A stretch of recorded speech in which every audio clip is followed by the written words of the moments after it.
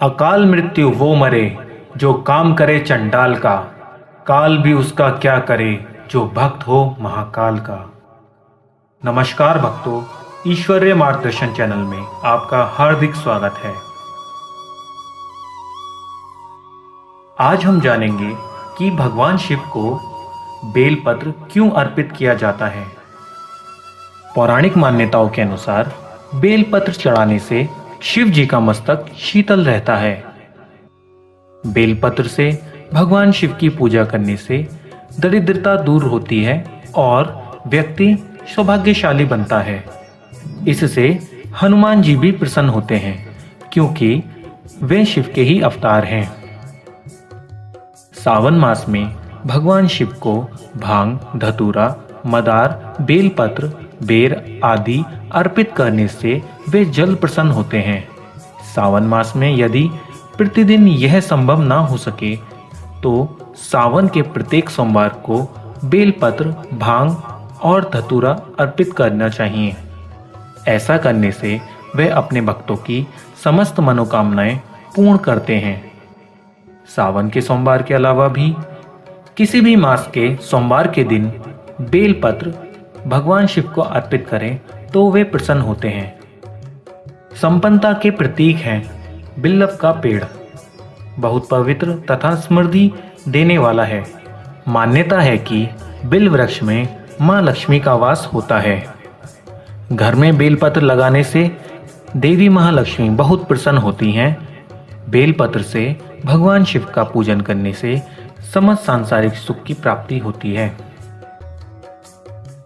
अब मैं आपके समक्ष बेलपत्र के महत्व का वर्णन करता हूँ।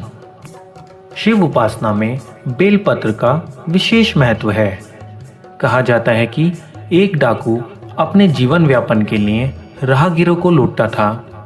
एक बार वो रात्रि के समय एक पेड़ पर बैठकर अपने शिकार का इंतजार करता है, लेकिन समय बीतता जाता है और कोई नहीं आता।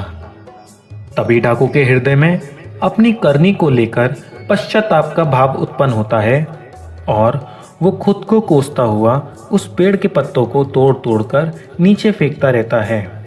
वह वृक्ष बेलपत्र का होता है और उसके नीचे शिवलिंग स्थापित होते हैं। डाकू के द्वारा फेंका गया पत्ता शिवलिंग पर गिरता है और उसके करुणा भाव के कारण उसमें एक सच्ची श्रद्धा का संचार होता है। जिस प्रकार प्रसन्न होकर भोलेनाथ उसे दर्शन देते हैं और उसकी पीड़ा को समाप्त कर उसे सही राह पर लाते हैं, इस प्रकार बेलपत्र का विशेष महत्व होता है। इसके अलावा भी बेलपत्र के संबंध में और भी बातें कही गई हैं। आइए जानते हैं। कहा जाता है कि बिल्व वृक्ष के आसपास सांप नहीं आते हैं। अगर किसी की शव यात्रा बिल्व वृक्ष की छाया से होकर गुजरे तो उसको मोक्ष प्राप्त हो जाता है।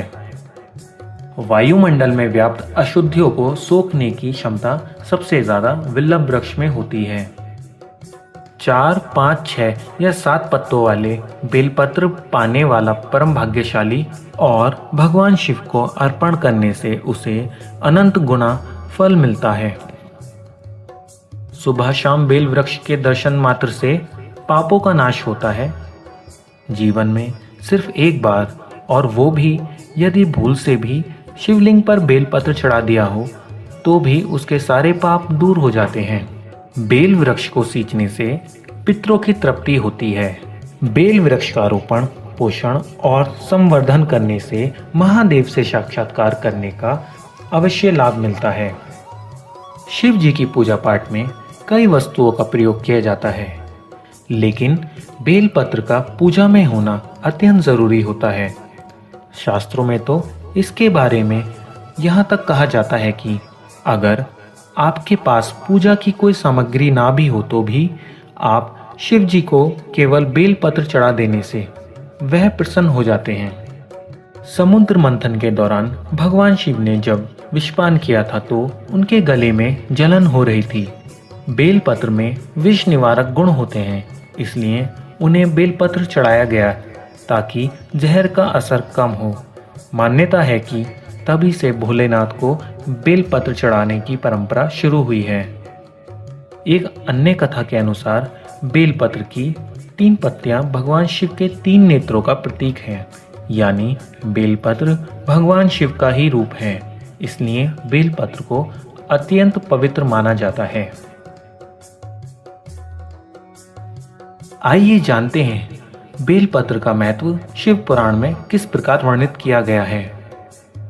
शिव पुराण में कहा गया है कि भोलेनाथ की पूजा में बेलपत्र का विशेष महत्व है। महादेव एक बेलपत्र अर्पण करने से भी प्रसन्न हो जाते हैं, इसीलिए उन्हें आशुतोष भी कहा जाता है।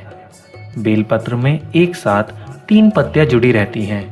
इसे ब्रह्मा विष्णु महेश का भी प्रतीक माना जाता है।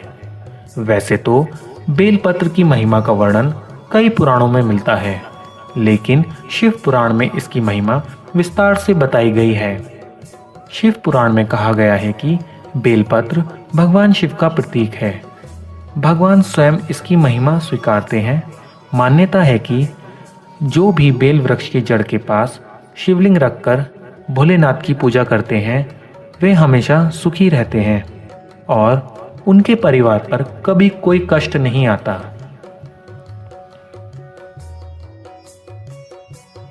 आइए जानते हैं बेलपत्र का महत्व स्कंद पुराण में किस प्रकार बताया गया है।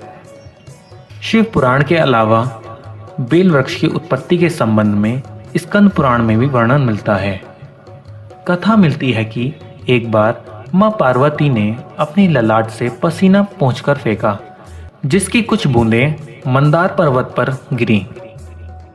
मान्यता है कि उन्हीं बूंदों से ही बेल वृक्ष की उत्पत्ति हुई। इस वृक्ष की जड़ों में गिरिजा, तने में महेश्वरी, शाखाओं में दक्षयायिनी, पत्तियों में पार्वती, फूलों में गौरी और फलों में कात्यायनी वास करती हैं। कहा जाता है कि बेल वृक्ष के कांटों में भी कई शक्तियां समाहित हैं। मान्यता यह भी है कि इसमें देवी महालक्ष्मी का भी वास है। जो श्रद्धालु शिव पार्वती की पूजा में बेलपत्र अर्पित करते हैं, उन्हें भोलेनाथ और माता पार्वती दोनों का आशीर्वाद मिलता है। आइए अब मैं आपको बताता हूँ कि भगवान शिव को बेलपत्र अर्पण करते समय किस मंत्र का उच्चारण करना चाहिए। भोलेनाथ को बेलपत्र अर्पित करते समय पौराणिक मंत्र जो है आपको मैं बताता हूँ। त्रिदलम त्रिगुणाकारम त्रिनेत्रम च त्रिधायुतम त्रिजन्म पाप संहारम बिल्वपत्रम शिवार्पणम। इस मंत्र का अर्थ होता है कि 3 गुण, 3 नेत्र, त्रिशूल धारण करने वाले और 3 जन्मों के पापों का संहार करने वाले हे शिव जी, आपको त्रिदल बिल्वपत्र अर्पित करता हूँ। रुद्राष्टाध्यायी के इस मंत्र को बोलकर बेलपत्र चढ़ाने का विशेष महत्व एवं फल है। आशा करता हूँ मेरे द्वारा दी गई संपूर्ण जानकारी आपके लिए महत्वपूर्ण हो। धन्यवाद।